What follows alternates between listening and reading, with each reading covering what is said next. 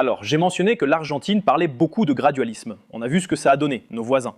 Pensez-vous que la vitesse de cet ajustement que vous mentionnez est satisfaisante? Le marché, les économistes demandent le détail du calcul, parce qu'ils ne comprennent pas d'où viennent les 10 milliards, monsieur le ministre. Si vous pouviez publier ce document, non. Voyez-vous, d'abord, ce qu'il faut satisfaire en premier lieu, c'est la société dans son ensemble. Je dis toujours, je ne suis pas ministre des Finances pour satisfaire un secteur particulier, que ce soit le secteur financier, le secteur agricole ou le secteur de la vente au détail. Il faut regarder la santé de l'économie brésilienne dans son ensemble et observer l'amélioration de la qualité de vie et du bien-être de la population. C'est pourquoi je considère comme très positif que le Brésil sorte de la carte de la faim. Pour la première fois, nous avons un IDH municipal très élevé et enfin, battre le record de la balance commerciale, avoir l'inflation sous contrôle, avoir le chômage à son niveau historique le plus bas. C'est ce qui me donne une perception satisfaisante, parce que je vois que, même si nous avons des problèmes, j'ai toujours reconnu que nous avons progressé. Parfait. J'ai dit que c'était la dernière, mais c'est rapide celle-ci. Vous n'avez pas répondu à propos du taux de croissance des dépenses dans le cadre budgétaire. 2,5 à 1,5. Peut-on l'affirmer? Oui, on peut. Non, je ne vais pas donner de chiffres encore une fois. Nous allons établir une trajectoire de durabilité avec une réduction de la dette à long terme. Cela sera très clair dans les différentes interviews et maintenant lors de la présentation du PILOA, qui est le projet de loi budgétaire qui sera remis au Parlement la semaine prochaine. Mais cela ne justifie pas l'argument politique le plus scandaleux sur une crise générale, car il n'y en a pas. Tout d'abord, ce que nous devons faire, Naka, c'est de rappeler qu'en 2023, lorsque nous avons présenté pour la première fois la trajectoire du solde primaire, nous avons présenté une trajectoire plus audacieuse. Et nous avons présenté les mesures au Congrès, même si nous avons voté certaines choses, d'autres n'ont pas été votées. Je vais rappeler la mesure provisoire sur la limitation du crédit présumé, qui est un avantage du PIS/COFINS, qui a été renvoyé par le Congrès et qui prévoyait 40 milliards. Nous aurions obtenu des résultats plus rapidement. L'ancien ministre Fernando Haddad et moi avons toujours dit que si cela ne dépendait que de nous, nous l'aurions fait plus vite. Ce signal a toujours existé. D'ailleurs, il y a eu une reconnaissance de la part du marché à ce sujet. Et à ce moment-là, je ramène encore une fois la question, qu'est-ce qui est le plus crédible? Que nous continuions cet effort d'approuver 80 propositions au Congrès, avec un dialogue respectueux. J'ai mené le dialogue à Brasilia. Ceux qui suivent la vie politique à Brasilia le savent, avec la Chambre, avec le Sénat, avec la Cour suprême. Hier, j'ai rencontré le président Vital do Rego à la Cour des comptes fédérale pour discuter de 3 ou 4 points essentiels pour la vie du pays. La réforme fiscale, l'utilisation des fonds dans les politiques publiques. Ce type de dialogue est très constructif. Et nous avons progressé, la Cour suprême a discuté d'une doctrine jurisprudentielle pour exiger la responsabilité budgétaire. Le Congrès n'a pas beaucoup avancé sur le train de mesures budgétairement coûteuses qui devaient être votées au premier semestre de cette année. Tout cela est un bon résultat. Nous allons laisser cela de côté et revenir dans le déni et à ceux qui ne veulent pas appliquer la mesure de manière satisfaisante pour tout le pays. Il faut réfléchir, même si le rythme n'est pas idéal, et j'aimerais le faire à un autre rythme, pour le bénéfice de la société.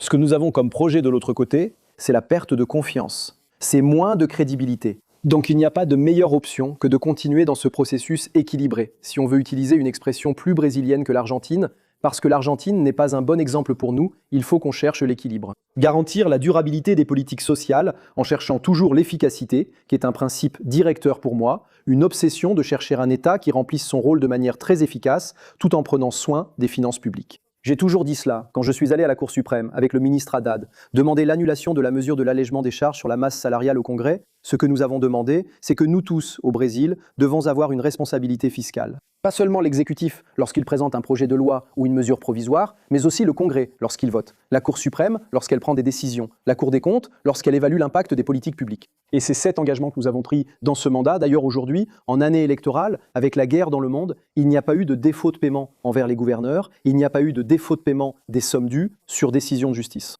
Nous faisons les choses de manière très concertée avec les différents pouvoirs et nous évitons de laisser un fardeau budgétaire aux générations futures.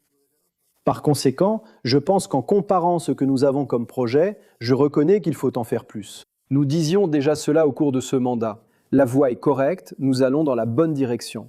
L'autre option, c'est le démantèlement institutionnel et encore plus d'incertitudes que nous allons apporter à notre pays à l'avenir. Monsieur le ministre, pour conclure, la dernière question. Vous dites que nous sommes sur la bonne voie. Le NACA lui-même cite des économistes qui le disent aussi. Mais la question du rythme n'est pas moins importante. Elle est fondamentale parce que vous avez cette trajectoire dont nous avons parlé concernant le ratio dette-PIB, la dette brésilienne, l'endettement public brésilien, et cela a un impact sur la vie des gens. Cela a un impact sur la politique monétaire en réponse à cela. et les gens s'endettent, l'économie stagne et on ne crée pas d'emplois. Et il y a toute une question. Je ne parle pas du scénario actuel. Je dis que, selon ce rythme, on peut arriver à une situation, et c'est pour cela que c'est important, et beaucoup disent déjà qu'il est inévitable d'arriver à une situation bien plus complexe et bien plus difficile. Le contexte politique, Monsieur le ministre, ne devrait pas changer. Il pourrait même empirer si le gouvernement est réélu. Cela dépendra, par exemple, de ce qui sortira du Congrès. C'est pourquoi j'insiste de nouveau, monsieur. Je sais que vous ne voulez pas donner de détails. Vous avez dit que vous n'entrerez pas dans les détails. Mais j'insiste de nouveau. Qu'est-ce qui peut encore être fait et qu'avez-vous l'intention de présenter de nouveau? Pour traiter, oui, cette question du rythme, accélérer le rythme de réponse à cette situation fiscale.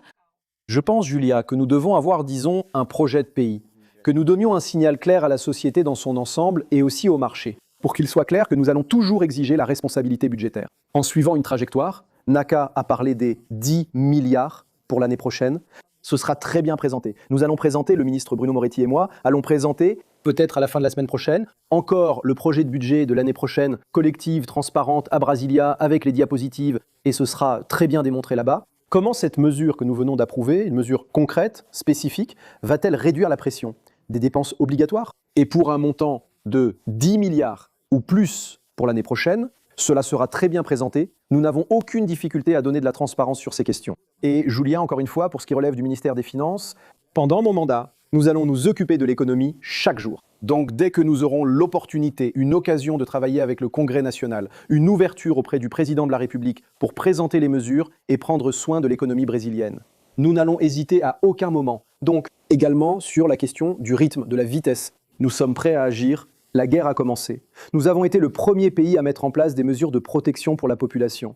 Et je dis, nous serons les premiers à lever les mesures, les subventions seront retirées, nous n'allons pas faire comme cela a été fait sous le gouvernement précédent. Celui qui a dû réimposer des taxes sur le carburant, c'était l'ancien ministre Fernando Haddad. En 2023, il y a eu plusieurs bombes, plusieurs pièges fiscaux laissés pour plus tard. Nous n'allons pas faire cela, nous allons résoudre les problèmes.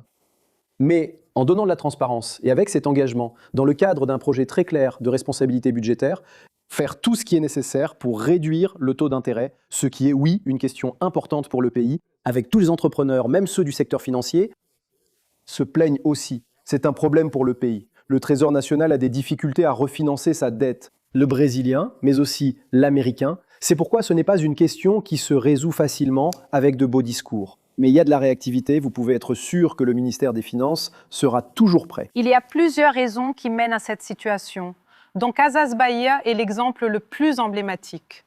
On peut parler de la croissance du commerce en ligne, qui est peut-être la réponse la plus évidente. Il y a aussi le ralentissement de l'économie, plus récent. Et enfin, le grand débat concerne le taux d'intérêt, la politique monétaire, les taux élevés malgré les dernières décisions de la Banque centrale. Et des taux d'intérêt élevés sont liés à la politique monétaire, qui elle-même est liée à la politique budgétaire, vous le savez bien. Dans cette perspective, que compte faire précisément le gouvernement pour faire face à cette crise dans le secteur? Bonjour Julia, Naka, bonjour Ottavio. Il est important de clarifier Julia, car comme c'est une période électorale, une période de grande incertitude, il y a beaucoup de débats à ce sujet. Très souvent, l'opposition veut présenter le sujet comme une sorte de crise qui toucherait toute l'économie, sans que nous puissions expliquer quelles en sont les raisons et quels sont les détails propres au secteur. Voyez que lorsque nous regardons les données de vente au détail, les données agrégées, sans aborder de sujets spécifiques, je peux parler ici de Casas Bahia dans un instant, nous avons constaté une croissance des ventes au détail accompagnant la croissance du PIB. De juin à juillet 2026, il y a eu une croissance de 2 dans les ventes au détail, que ce soit au sens large ou restreint, lorsque l'on considère l'ensemble du commerce de détail. Bien sûr, lorsque vous décomposez et examinez le commerce de détail, où les ventes augmentent-elles le plus et où peuvent-elles augmenter le moins? Le commerce en ligne a généré une croissance plus importante. Cela en raison, depuis la pandémie, du changement des habitudes de consommation. On a constaté que cette croissance, bien souvent, elle est plus concentrée dans le commerce en ligne. Le commerce en ligne représente quelque chose comme moins de 10%, autour de 8%, du commerce de détail dans son ensemble au Brésil. Donc il y a un impact, mais le commerce de détail a encore une vigueur significative. Et pour clarifier encore, quand on regarde d'autres données, j'ai tenu à vérifier cela pour comprendre quel est le sujet que nous traitons maintenant, quelles sont les difficultés dans le cas de Casas Bahia. Quand on regarde aussi le chiffre d'affaires des centres commerciaux en général, il a augmenté ces derniers temps. Donc il y a des particularités qui peuvent montrer qu'il peut y avoir des problèmes et je ne minimise pas cela. C'est un drame pour les familles des travailleurs. C'est une entreprise traditionnelle du Brésil. Mais quand on regarde l'économie dans son ensemble, comme vous l'avez vous-même montré, tous les secteurs créent des emplois, les centres commerciaux augmentent leur chiffre d'affaires, même le commerce de détail, considéré dans son ensemble, connaît une croissance. Donc je pense que il y a quelques années, vous vous souvenez, nous avons eu des librairies traditionnelles qui ont également traversé des processus de transformation en raison aussi du mode de consommation. Et pour conclure, ce que j'ai aussi pu comparer avec l'équipe ces derniers jours, c'est la quantité de faillites et de procédures de redressement judiciaire qui ont eu lieu dans les différents secteurs ces dernières années. Et nous n'avons pas vu de croissance exponentielle en général dans le pays, au contraire. Lorsque l'on compare la série historique plus large, il y a eu une diminution des faillites et des procédures de redressement judiciaire, et le secteur du commerce de détail est même derrière des secteurs comme l'industrie. Donc sans minimiser, je pense que c'est une question, un problème. Rappelons que Casas Bahia a déjà connu un redressement extrajudiciaire il y a quelques années, qui d'ailleurs, dans la requête actuelle de redressement judiciaire, indique que cette procédure extrajudiciaire n'a pas été menée à bien, n'est-ce pas? Qu'elle n'a pas été totalement réussie. Et maintenant, l'entreprise passe à nouveau par une procédure de redressement judiciaire. Mais moi aussi, pour conclure et vous rendre la parole, je ne peux pas. Éviter le sujet des taux d'intérêt, parce que les taux d'intérêt pour le secteur du commerce de détail, qui a des marges serrées et dépend, on dit fortement endetté dans le jargon plus technique, mais au fond, il dépend du crédit en amont, n'est-ce pas, pour ses fournisseurs, et il dépend du crédit en aval pour les familles, pour les consommateurs qui achètent. Alors quand vous avez un scénario de taux d'intérêt élevé, il est clair que vous avez une diminution de l'activité qui dépend beaucoup du crédit. D'une autre manière, c'est aussi le but même de la politique monétaire restrictive que cet effet soit généré. Donc il y a toute une série d'éléments qui expliquent en grande partie ce qui se passe.